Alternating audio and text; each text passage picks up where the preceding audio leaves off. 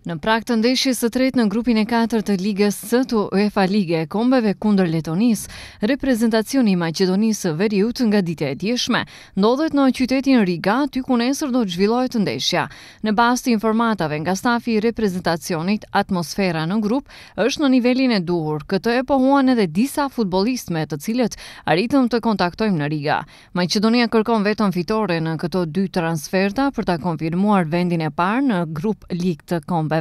Në bazë të itinerarit të seleksionuesit Blagoja Milevski për ditën e sotme, në orët e mbrëmjes është saktuar seanca zyrtare në stadiumin ku do të zhvillohet ndeshja, ndërsa para saj do të mbahet pres konferencë me gazetarët, ku të pranishëm krahas seleksionuesit Milevski do të jetë edhe kapiteni Enis Bardi. Ekipi përfaqësues i vendit nuk do ta ketë Aleksandr Trajkovskin si dhe Darko Çurlinovin për këtë ndeshje, si dhe për tjetrën ndaj Armenisë, pasi të dy futbollistët vuajnë nga lëndimet. Formacionin e Maqedonisë që do të përballet nesër me Letonin do të mësohet pas seancës së sotme servitore, ndërsa ajo që dihet se do të mungojë Zajkov dhe Serafimov shkaku i kartonëve.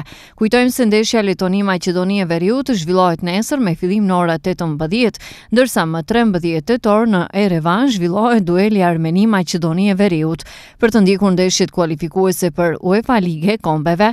Me reprezentacionin e Maqedonisë është edhe gazetari sportiv i televizionit Koha Shaban Sinani.